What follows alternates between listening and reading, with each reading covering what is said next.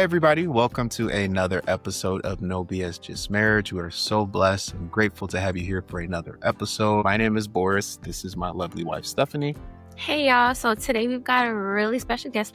Our therapist, Erica, is here with us. She's seen us grow, struggle, heal, and laugh through it all. And we're so excited to share her wisdom with you. We always say therapy changed our marriage, and Erica has been a huge part of that. So welcome, Erica. We're so glad to have you here. I'm so glad you guys asked me. I'm always excited to do podcasts and talk to people about therapy. Absolutely. It was an easy choice for us. So thank you again for taking time off your busy schedule to join us. So we got a bunch of questions on the therapy episode that we launched. So a lot of the fans, a lot of the followers, they wanted to know a little bit more about, who's poured into us so much at this point. So what better idea than to have you here on an episode to give back to them. So we'll jump right into it, to our very first question. Go ahead and just give all our viewers kind of just an introduction, your profession, where you're from, whatever you want to give out to them. Okay, my name is Erica Rooks. I am a marriage and family therapist. I've been doing this professionally for 5 years, but I have been a counselor ever since I was 20 years old. Helping people. Actually, my first profession was an elementary to high school teacher. And that's really actually helped me be a great therapist, because the idea of balancing more than one person in the space and mediating has been something I've learned as an educator. I'm not stationed. I'm in the military. I'm here in Chicago. My husband's in the military, so I don't know why I don't know why that jumped in my mind. I live in Chicago, but my practice is 100% online. Well, just a sidebar about me. I tell people, though I'm a therapist, I went to school for this, I also am married myself. And to some people that doesn't matter, but I think for me in my profession, it helps a lot, because not only am I giving tools that I've learned in school, I'm also giving practical tools that I've had to walk through as a wife. I'll be celebrating 30 years next year of marriage. And I'm the mother of 4 adult sons. So Congratulations. That's a resume. That is a long resume. This is who's coaching us. We are blessed. And I didn't know that you started 5 years ago, because that's when we got married. So it feels so special to be a part of this journey. Yes, we were the beginning. You all were one of my first couples. I had some, but you all were like my first legitimate couple. Period. Yeah. We was learning together, y'all. We was learning together. Well, we wouldn't have known, so you did a great job. We're still here. This is a blindsided question I want to ask you. So who's your favorite, me or Boris? Listen, there are no such things as favors. But I will say this, I'll be honest. You all both have big strengths and big weaknesses like everybody else. Stephanie, I love your fire and your passion and your determination to solve a problem, to the point that you ain't never going to stop. You're going to fight till the wheels come off. And what I love about Boris is his chill, like his ability to be very cool in the situation, even when there's a fire all around him. It's very cool. And so you all's relationship of fire and ice really works really well together. See? Oh my God. Take that. We kind of didn't expect you to really answer. So we are grateful that you actually gave an answer for that. Thank you so much. It's real. I mean, because it's easy, because you all really are no BS, like for real. Like, you all are authentically you. So it's easy. You all make therapy, and I think this is something, and I know we'll go all over the world and back again, but you all make therapy, I won't necessarily say easy, but when clients come and they're willing to open up, and sure, it's been 5 years, so you guys are more open now than you were in the beginning, but the fact that you all come and just let it all hang out, it helps me. I don't have to spend an hour digging and prying apart stuff. You all just kind of come and say, all right, Erica, here's the issue. And I'm like, okay, let's get into it. So you all really are the title of your program. Y'all really bring it. Appreciate that. True, but I will say that it's because of you as well. You've made it possible for us to be open with you. You have a strong presence for allowing men to be themselves through therapy. So I feel like that's one of your super strengths, I would say. Would you agree? I completely agree. Yeah. And that's usually, and you would think though, sometimes that could be a weakness, because I always say the wives 95% of the time call for therapy, but it's the husbands who usually advocate to come back. That's very true. That's true about us for sure. Yeah. Well, let's get on. We have so many questions. Okay, I'm here for it. So, like, do we even need these questions? That wasn't even question number one. We have so many. Oh, I got y'all. We gonna flow. However. All right. So let's get into, I guess, technically the first real question. So, Erica, can you tell people when we ask what are the benefits or why is therapy important, what do you tell them? I think therapy is a place where you can come and unpack things that you know are an issue, but it's also a place that you can come and have issues revealed. So I always say that's generally like why men don't tend to like therapy, because therapy can unpack something that has been buried down. And oftentimes men are like, if it ain't broke, don't fix it. Mhm. And women are usually like, I see a problem coming down the line. Let's fix it before we get to it. And so I feel like therapy unpacks patterns that you don't even know that you're aware of. It's a little trickier, like even for people like you all, like, so since you all have been coming to me for 5 years, it's trickier because we have a relationship. So I still have to keep neutrality. Yeah. I like you both, but I think as long as it grows together, like if I start liking one person more than the other, then I need to not be that couple's therapist anymore. Yeah, you've been pretty neutral through our therapy sessions, 100%. Yeah, I agree. Yeah, That's a great answer. well, maybe one time, but Yeah, that one time. Yeah. Yeah. True. that one time They're against me. I did feel pushback, but just understanding what we were going through in that moment. I mean, let's say we did 200 sessions. It was really Yeah. one of the 200 session where Yeah. I felt like I Yeah. was being attacked, but Yeah. You're so dramatic, Stephanie. You would not be attacked. you know, I'm gonna start recording these sessions so people can really see. I think if we use that as an example, I think that first of all, I like it because it showed I was human. Because I gave a disclaimer, I was like, "Look, y'all, I don't feel good." Mhm. So I had less of a filter, and that is really important for people who are out there looking for a therapist. It's important to really know your therapist. You don't have to know all their ins and outs, but you do need to kind of know their personalities to a degree. Mhm. You all have been with me enough to know that day I was slightly off than usual because you all had built relationship with me over time. Versus if that had been the first session, it would have been problem. Mhm. That's true. Okay, so the next question is, why do you think so many people struggle with communication within their marriage? Because people are ultimately selfish. Mm. I think that's the easy answer. And people are very good at being the victim and not recognizing how they're the villain. And I know, I got something new for you, Steph. Look. Yeah, I was surprised with that one. I know, because oftentimes I always say in marriage, both people who come into a therapy session, they both are a villain, but now there might be a different percentage. Like one session, Steph, you might be 25% the villain. Boris might be 75. Another one, Boris might be 25. You might be 75. But usually what happens, people are so self-centered. They only come in focusing on how much the other person is a villain versus seeing how much, okay, I know I'm only 25%, but let me fix how I'm 25%. So it's really the selfishness and the arrogance that stops it. How do you let them know that they're the villain without making them feel like the villain? We bring a mirror up. So I ask questions like, what's making you feel this way? What did they do that had this? And I don't know if you all talk about this to your viewers. I'm very big in believing the Bible. And so I find ways to incorporate the Bible in a very tangible way, not making it a Bible study, but like, okay, how does this show up in your relationship? What could you have done better in this? So even if your spouse came home and they was going off and cussing you out and this, that, and the other, a question may be like, yes, they're wrong. So first I validate what you experience, but then I ask, if you had another situation, how could you shift it? What could you have done differently in that situation? So it at least gives you a moment to be like, well, I could have asked them how their day was first. Mhm. Yeah. I can speak to that. You definitely, like you said, you put up a mirror. There's times where you like ask a question to me during a therapy session. I'm like, I know exactly where she go. I'm like, damn it. I gotta tell the truth. It's funny. I corner you. It's a cornering. And it goes back to the first question is why some people don't, well, I don't know if you guys asked that, but why some people might not want to come to therapy, because I'm there to open doors that you've purposely locked. Nobody wants that. They don't want to be accountable for how they make other people feel or just even processing their own emotions. They just don't want it. We don't want it to be a reality. Yes. We Yes. try to be as perfect as we can. Mm-hmm. And we just need to hear that we're the ones not doing our best. So, Yes. yeah, you explained that very.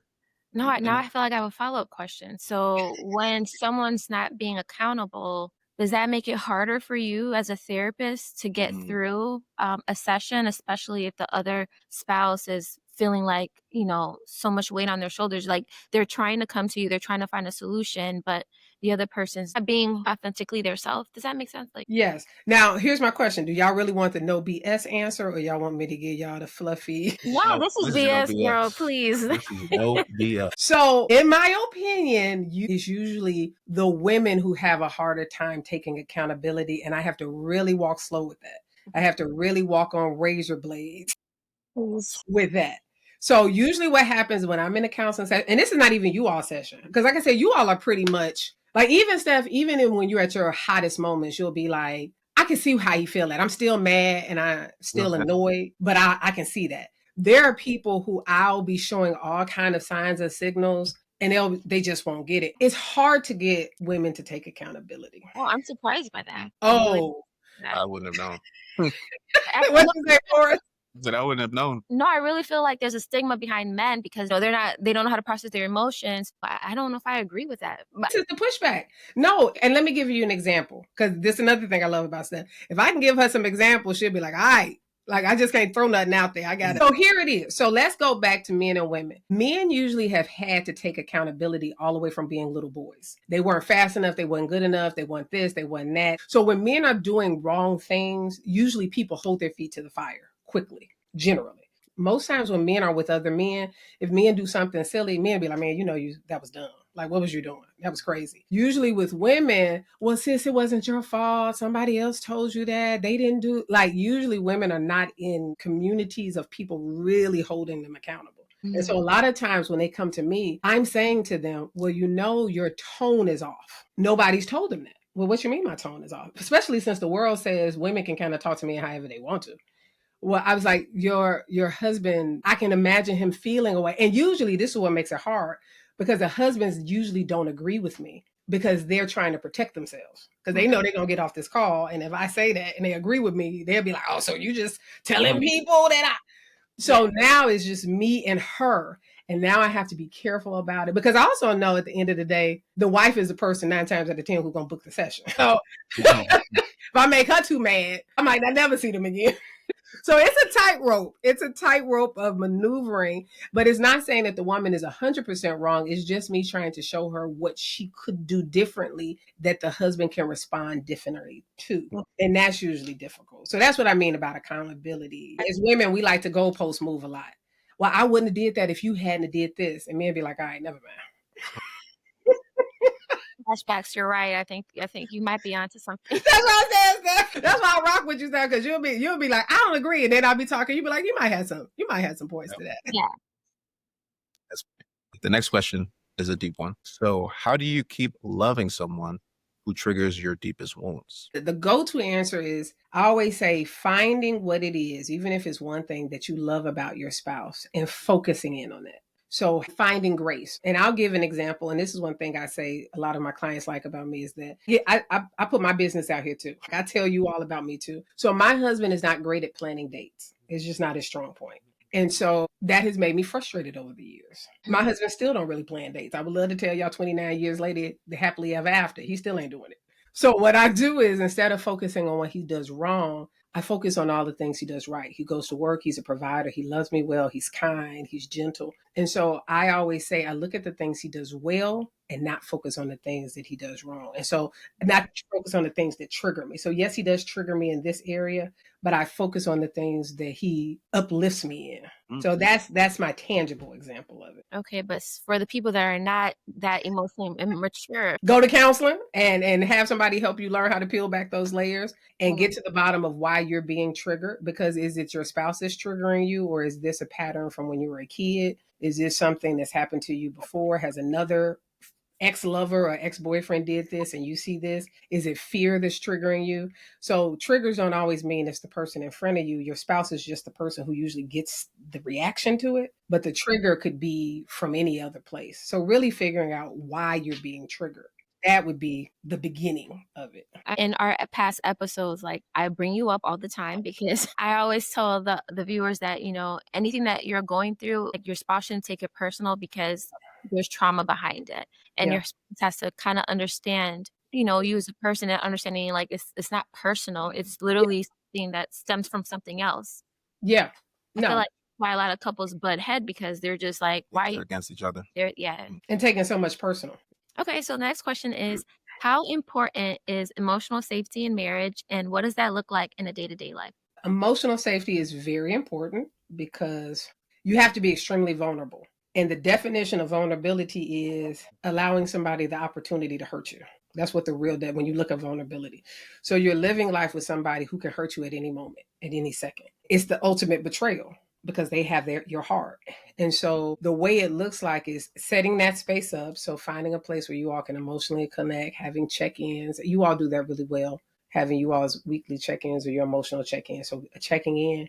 Now, what was the second part to it, Steph? You were saying, how do you do what? Like what does that look like in the day-to-day life for somebody? So checking in with your spouse and also checking in with yourself. I think that's where we miss it at a lot. We don't regulate our own emotions. Like you were saying, Steph, I do agree that men struggle a lot more with not emotions, but being able to get enough words for their emotions. Men usually know anger, frustration, happiness to some degree. I think men have a very limited range of words for their emotions. And so having men, I always have activities I tell men, well, anybody who struggles with emotions, but to get an emotion wheel and start naming your emotions so that you can say to your wife, I'm happy about this. I'm sad about this. This makes me stressed out. This makes me anxious. I think especially in the Black community and the brown community, I don't think young men have had enough language around, enough space to be able to say, this is how I feel without somebody saying, suck it up. And so wives have to be patient in that, like you were asking, to be able to ask, and husbands have to be patient with their wives. They have to be trusting of their wives to be able to tell them the truth. Because I think husbands don't really trust their wives to be safe spaces. Definitely. No, I could speak on that just to kind of piggyback. I think as men, like we grow up, like obviously we have emotions, but we instead of like effectively communicating it, we're taught to be the man and just controlling it and just, trying to just take it on the chin. But I think ultimately that's going to become detrimental to you and, your marriage. So I've learned through you and through, just everyday life, and things that's worked for us is for me to try to voice it to her in a way that's effective. Because like there's times where I'll say something where like, this bothers me and you've been doing this for years. And she's like, well, why didn't you tell me this? Like, it's not worth me, causing any confrontation. And it just, I learned through time, like that literally just doesn't make sense. So kind of exactly like what you were saying as far as the men go. Yeah. And the reality too, Boris, we've had sessions where you've come back and be like, I did exactly what you said, Erica, and it didn't work. Yes, thank you so much for that answer, Erica. Next question that we have. So what would you say are common patterns or triggers that you've seen leading to recurring conflict in couples? Common. Okay.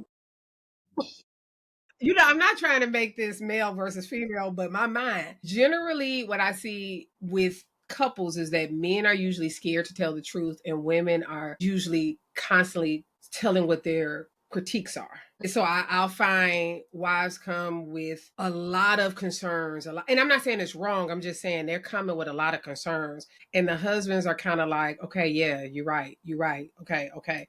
And then I ask the husband, what about you? And he'd be like, no, she cool. I'd be like, but yet they're harboring something on the inside. And what happens is, my concern with men is that they start growing. So here's an example. Bitterness in women is very vocal. Like, it's very loud. You can see it, you can feel it.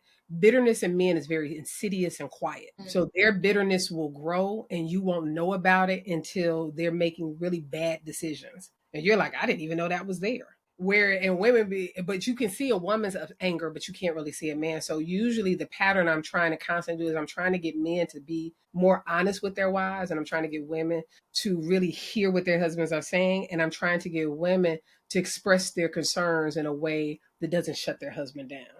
So that's a common thing. Yeah, I agree. Especially like with our dynamic. I've just you've known us for all these years. Yours does have this like sign of being perfect. Nothing ever bothers him. And so when he brings it up to me, he'll say like, oh yeah, this has been bothering me for like the last 2 years, but why are you just telling me today? I don't think he sees that it's going to affect us more down the long run, just because I wouldn't know how to properly handle or find a solution to how he's feeling. That puts so much pressure on me because I've been blindsided. Yeah, but it goes with what we were saying earlier. So I'll even use my marriage for example. The reason why they're same thing, my husband wouldn't tell me things and I would feel blindsided. But what God would tell me, or what the Holy Spirit would tell me, is that, well, your husband's not telling you things because you don't know how to handle the information he's giving you. So that You go. Yeah, that's why I say I'm gonna use myself as a scapegoat. I ain't gonna blame no other woman. I'm gonna say me. And so my husband will say, I'll give an example. I made some chicken. I'm really throwing myself under the bus here. My husband likes his chicken to be almost burnt. Like he really likes it really dark. I like light skinned chicken. He like dark skin. One time he told me, and this was like a year ago. This wasn't even like 15 years ago. This was like this year. And he said, babe, could you just leave my chicken in the oven for a little longer? You might as well have said, I don't know how to cook. I was like, you might. So I was like, oh, so you don't like my cooking? And he was like, well, no, I just wanted it a little darker and just being. And all I kept thinking in my mind was, oh, so he don't like my cooking. He been lying to me all this time about how my cooking is. He don't really like my food. So what does this mean? Who food he like? I was all the way in another room. And I was looking at my husband with deep rage. And then Holy Spirit, and this is why I say for me, I got to have God to help me. Holy Spirit said, do you want your husband to tell you the truth or not? Because you're about to get yourself in a position that your husband stops telling you the truth. Mm. And then I just said, okay. And I put it back in the oven. That was me. So I have like a slight follow-up. I feel like another thing, like as far as like triggers, and one thing that you told us to do to avoid that is the over communication. Like you said, like state even what's obvious to you. Like Steph has this habit of saying like, it's common sense. It's common sense. He should know this. He should know this. But you drill in our heads like it's common sense to you, but in reality, there's no such thing as common sense. Yes. Like, you have to over communicate, even if it's literally like you're speaking to a baby. And I'm like, it works. Talk to me like I'm literally 2 years old, please. Yeah. The over communication and the being curious, asking questions to get to the bottom of why they feel the way they do. Don't just assume. To me, assumption kills marriage. I've been with my husband 32 years. I don't assume anything. I try to assume very little, because if we change every day, why can't our spouse change? So even though he likes something one week, he might not like it that way, or he might feel like this week he had a harder week, so he's more offended by me saying this, whereas last week he could handle it. And so I always say that even with us as women, we're cyclical. My husband can tell me stuff when I'm not PMSing that he can't tell me when I'm PMSing. And that's real. Like there's some things I can handle when I'm not hormone, but as women, we have to respect that in men too. It might not be a hormonal thing, but this week manhood might just be too heavy on him. So he can't handle the criticism the way he might have been able to handle it last week or the next week. But this week, manhood is too heavy. What did you hear with that, Boris? I don't think I've heard you say that before. I don't know. I'm telling you, it's God. Yeah, I've never. That's a good perception. What do you like about it? Like, what makes it? I mean, I don't know how to say it as professionally as you did, but like with the manhood, that probably hit. Yeah, I feel like this is gonna sound weird, but this is the only way I can think about it. Like, Ben, we could PMS too. Yeah. We have moments where we just like, we're not trying to hear what you're saying, or like, I'm just not in the mood. No, I'm exaggerating with PMS. All respect to women. Yeah, but like, just kind of the way you said it, like our manhood isn't there. Like, there's times where I'm just like, man, like today's just not the day. Like, it's crushing. And this is the thing I tell people by having 4 adult sons. If I ask somebody what makes a man, like, how can a man lose manhood points? People are like, yeah, if he don't do this, if he don't do that, if he don't do this. But if I say what makes a woman lose womanhood, we don't lose womanhood. Even if the most probably is if a woman is a horrible mother, but we still wouldn't be like, she ain't no woman. She's just a horrible mother. But men, they do one thing wrong in this area, their manhood is gone across the board. And that's the biggest thing for men. And so when that is threatened, it becomes overwhelming. And so if you have a wife at that point who you're already struggling to find where you fit at culturally, spiritually, emotionally, and you got a wife who's side-eyeing you all the time, it really is like, okay, I'm really all alone. Who do I say this to? I can't tell it to my friends. I can't tell it to my family. And so they become very isolated. And so that's what I've experienced, like being a safe space in the midst of my husband's darkness. It's not easy. That was good. That was deep. Yeah. I just want to go back a little bit because you gave example of your husband, and this is why I love you so much, because you've made therapy so real. There was a conversation we had years ago where you kind of explained why you're able to say those things. There's a lot of therapists that don't give real life a self-disclosure. Yeah. Yes. So when you go to school for therapy, the term is called self-disclosure. And different schools may think of it differently, but the school I graduated from, they leave it up to the therapist to decide how much they want to disclose. Some therapists don't do any self-disclosure. It's just about the client. They don't bring anything. But I believe, especially as an African American therapist, there's so few examples of healthy, intact marriages that I feel like I owe it to my clients to say, hey, they exist, but let me tell you how I got here. I don't feel like I can hold my marriage to myself, even as a therapist. I feel like I have to give pieces. Now, you have to be careful with that because I don't want it to become my therapy session. Now I'm crying because my husband ain't playing no dates. He ain't did this. I have to be mindful, but I disclose when I feel it's relevant. So like in sessions when I feel like you and Boris might get to a point where you're stuck and like y'all can't see each other's side. And I have a point that relates from my own arsenal. I make sure to bring it in because I want you to know that you're not alone and that this is just a part of marriage. Like this is not just Steph and Boris's problem. This is, many couples, me myself, have experienced that. And I feel like it allows you, like you said earlier, Steph, to be more vulnerable. Yeah. Yeah. Well said. Okay, so let's keep it moving. Last question is, how can couples of faith keep God at the center of their relationship? So they have to first ask themselves this really serious question. Do they really believe that the Bible is 100% true?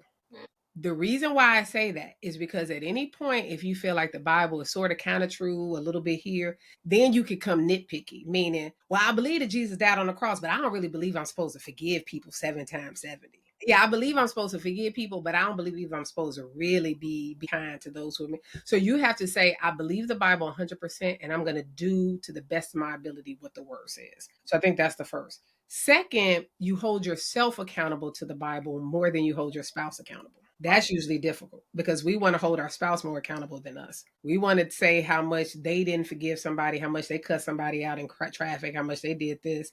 But we don't want to say to ourselves, but you didn't come to work on time and God was watching you. You didn't do that. So really spend more time fixing yourself, making sure you're rooted in faith in your partner. And then the third thing I'll say is there are 3 voices that enter in when you're in marriage. Is God's voice, your flesh, or the enemy? The enemy and your flesh usually uses language like they did this, they did that. Holy Spirit uses language like, what could you do different? Look at Boris over there not washing no dishes. That's not even God's voice. Wow. Well, God would say, man, Boris ain't washing dishes. I wonder why. Is he tired? That's how. So it's about knowing his voice and knowing the difference. So when I'm looking at my husband saying, look at him laying down, ain't doing that, I'm doing all, I already know that ain't God. Dang, that's not good.